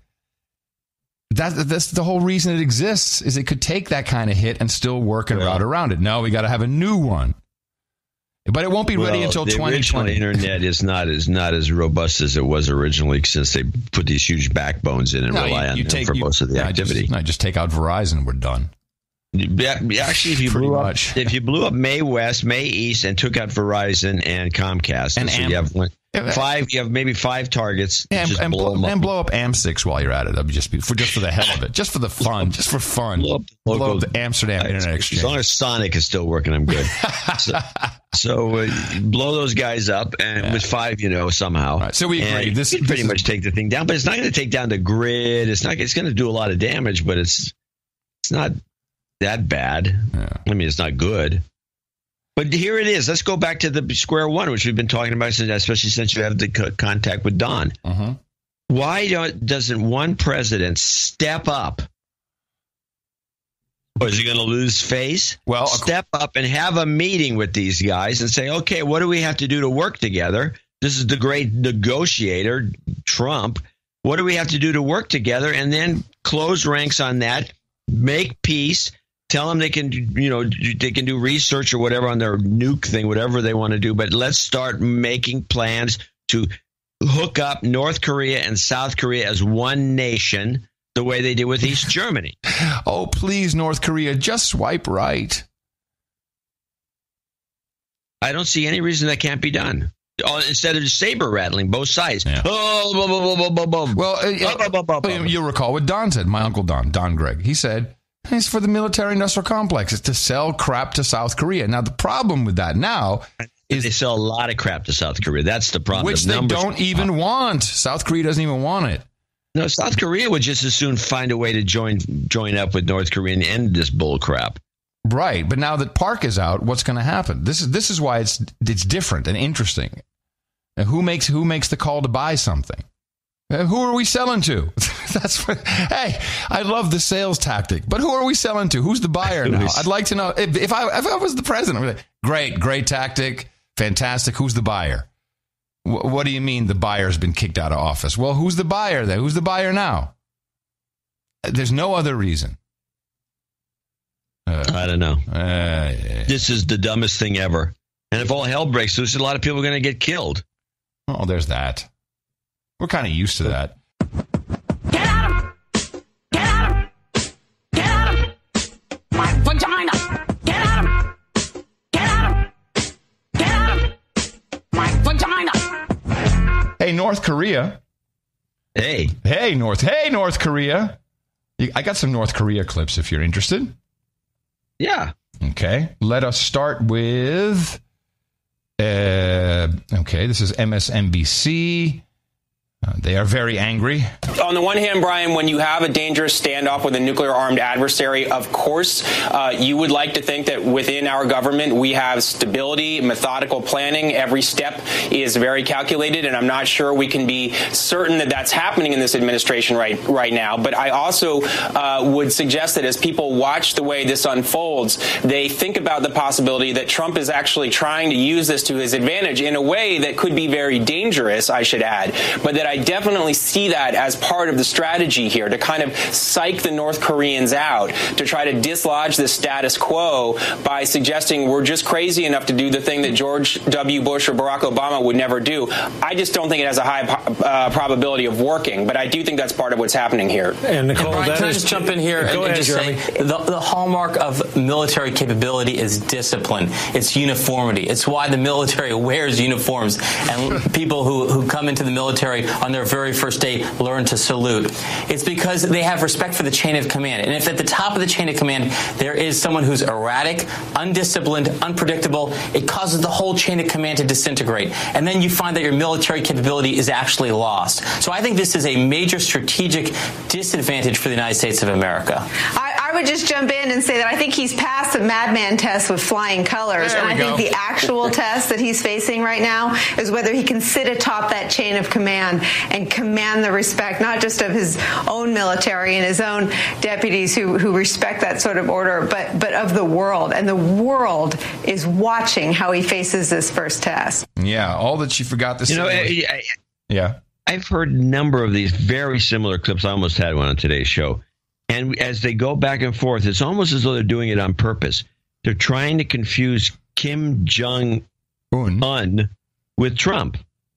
No, not trying to trying to confuse people to make them think they're trying to conflate it. It's he's a madman at the top of the chain of command. He's a madman. He's very, nuts. Very good observation. Very good. I don't even know if they're doing that on purpose, but it's. I think they are doing it on purpose. I can't say that just somebody directing it, but it's just coming out on purpose. And it's not like you played the first clip I've ever heard this. I've been hearing a lot of this where the same descriptors. Excellent. Maybe that's what it is. You use the same descriptors with Kim Jong-un with Trump. He's mad. He's nuts. He's off the rails. Unhinged. He's unhinged. Crazy. They used unhinged with the Kim Jong-un. That would have been the clip I had. Excellent point. Now, of course, this Trump is crazy, madman. He's mentally ill. We've been hearing that for a long time. We know that because of the Goldwater Rule, this is something that cannot be discussed by... supposedly. Well, now, I bless you. Excuse me. During that past clip, I actually tried this blowing my nose with my left hand because I have allergies and stuff. Yeah? Yeah, it's now on my shirt. That's the problem with left. You can't control the flow. No, that's the problem with... No. I can blow my nose with my left hand, but my right hand, I have trouble with it. Oh, okay. Well, I have trouble with my left hand. Anyway. Just whatever you're used to. Jay Rosen was at... now, Jay Rosen is he professor at NYU, I think. Yeah, he's an NYU journalism professor. Oh, yeah. Those who can't do teach. Is that the idea? You said it. So the title of his session was The Trump Regime and the American Press. And guess who was there to ask a question? Our very own Dame Tanya. Oh. And here's her question. Jay, you had brought up the issue that journalists are reluctant to either explore or report on any sort of like narcissistic psychological issue with Donald Trump. And I was curious as to whether you had thought, and I never heard of this term before I heard it on the No Agenda podcast. Yeah!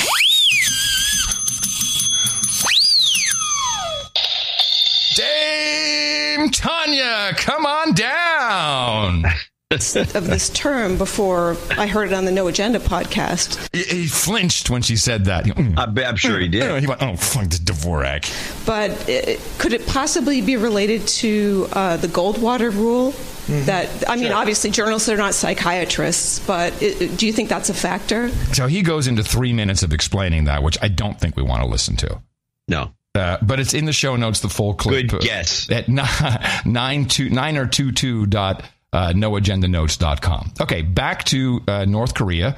This was at the United Nations. North Korea's deputy ambassador spoke. A little hard. You got to tune into him, but he's actually his English is not that bad. Wow, that was a microaggression.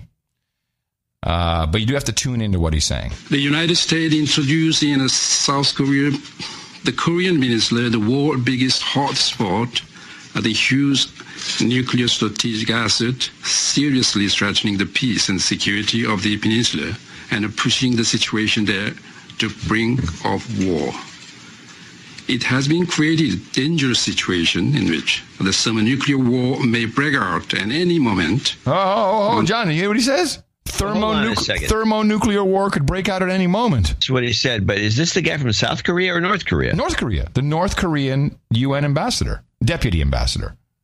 Huh, because it seems the way he's positioning his complaint from a South Korean perspective. No, South Korea hasn't got any nuclear bombs. But no, that's why he's saying. I think he's threatening. He's saying, "Hey, you better stop because this could end up in thermonuclear war." Okay, I just thought earlier phrasing just didn't confuse me. But keep playing. The United Nations. Oops, sorry. It has been created a dangerous situation in which the thermonuclear war may break out at any moment on the peninsula and pose a serious threat to the world peace and security, to say nothing of those of the Northeast Asia. Very, very... I think it's pretty threatening what he's saying. Now, of course, we all want to know what the president's really thinking about. Vice President is in Asia doing the 4-stop tour, and he said basically the U.S. is running out of patience. Clearly a message to North Korea. You have a Navy fleet that is sent into the Sea of Japan right now. Have you ruled out a military strike? I don't want to telegraph what I'm doing or what I'm thinking. I'm not like other administrations where they say we're going to do this in 4 weeks, and that doesn't work that way. We'll see what happens. I hope things work out well. I hope there's going to be peace. But, they've been talking with this gentleman for a long time. You read Clinton's book. He said, we made such a great peace deal, and it was a joke. You look at different things over the years with President Obama. Everybody has been outplayed. They've all been outplayed by this gentleman, and we'll see what happens. But I just don't telegraph my moves. Two interesting things. One is he doesn't telegraph his moves. I like that. We've never heard in my lifetime, I've not heard a president do that. Say, I'm not going to tell you. It's always been, we're going to drop some boots on the ground. We're going to do this. We're going to do that. Yeah, no, I'm not going to tell you. And he kept saying this gentleman. That was interesting. Oh, that's an interesting catch. This gentleman. He does that because he wants some respect and some kind of negotiation, is my feeling. You might be right. I did not catch that. Finally, on the bands, I picked up North Korean number station. How do you know it's from North Korea? They don't give you anything. This is well known in ham circles. That this is it's called the Parrot, this number station. Oh, and someone in the war room said, why does Adam always say niner instead of nine? That is because we are both ham radio operators. We are licensed amateur radio professionals. How about that for a term? That's good. Amateur radio professionals. Save the world. Save the world. Oh, yeah, we definitely got it. The hams will always save the world. And this is one of these things that people don't really know the background of who are new to the program. This was many years ago. John said, hey, this was private, actually. He sent me an email. He said, hey, there's these really cheap walkie-talkies on Amazon, $35. Just pick up 2. They're great for the Armageddon. Because, yeah, of course, John's a prepper. And it was who was your musician friend who told you that? Who was it? What's his name? I don't know. Yeah, come on, with the 6-string, with the 5-string, the 7-string. Roger McGuinn. McGuinn, 7-string. Yeah, 7-string, Roger McGuinn. And of course, that you created a beast. He's a borderline prepper. Yeah, so we both got the technician's license, which is anyone can get this. Anybody should get it, and so should you. You just memorize. The questions are and the answers are published. It's just the answers are multiple choice and they're out of order. So you don't even have to learn anything. Of course, I went on to get my general, and I'm badass in that regard. Oh, yeah. You're just total unbelievable. Get an extra and I'll be impressed. Now, here we have ham radio, guys. Ham radio is the public service network of last resort. When the apocalypse comes, we're the guys who are going to save the world, right? Right. Exactly. So let's have a listen to the number station. The number station is not just doing numbers. The numbers, and this is just a small snippet, of course. The number station is really excited.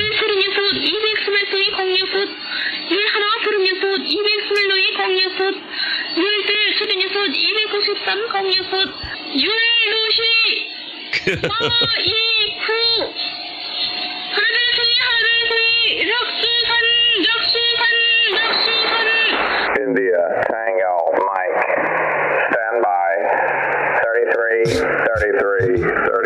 I couldn't resist. For those of you who want to listen to the parrot, 3266.9 kilohertz.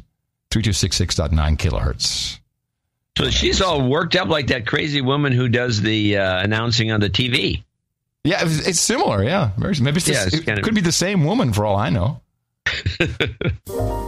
So that was good. As usual, we're never going to see that again, I don't think, unless Ramsey, Yeah, an era gone wants by. to do it on his own time. You know what? I kind of appreciate that he went out on a high like that because so many of our great producers who have done things burn out. So yeah, I'm kind of happy that he went out in a blaze of glory, and we really appreciate it. Of course, he is also an executive producer for today's episode since he did all the work. Really appreciate that. And, we'll be back on Sunday. We'll have the final tally of our 38-37 vote, and I'll have some stories from the road, no doubt. Cool. And more media deconstruction than you can shake a stick at. Another fine phrase from the Shays. All right. So, almost coming to you from downtown Austin, Texas, capital of the Drone Star State, FEMA Region 6 on the governmental maps. But not really. But I will be on Sunday. Until then, I'm Adam Curry. And from northern Silicon Valley, where I remain, I'm John C. Dvorak. Tune in Sunday for another episode of the No Agenda Show. Until then, as always, adios, mofos. Can you get me a cab to the airport? Yeah, I can.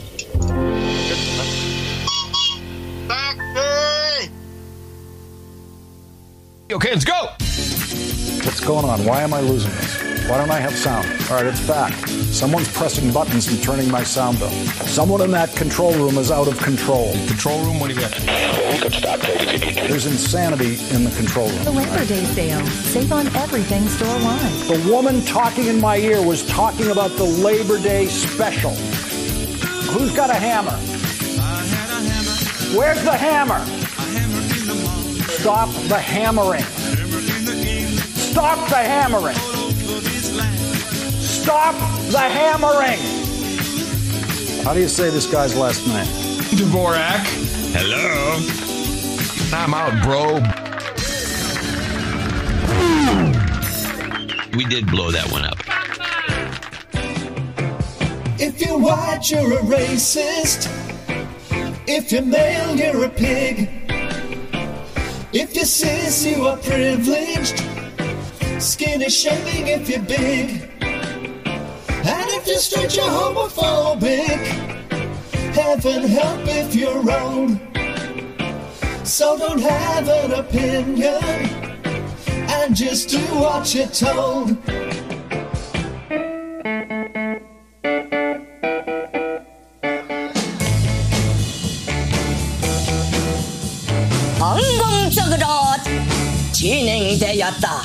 Hey, come on, guys.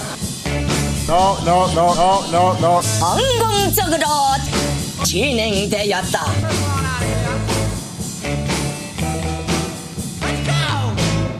Man overboard! Donate to a No Agenda. They give us shows week after week. Donate to a No Agenda. It's a show that's really unique. Donate to a No Agenda. Listen to John and Adam speak. Donate to a No Agenda. Science is turning into a clique.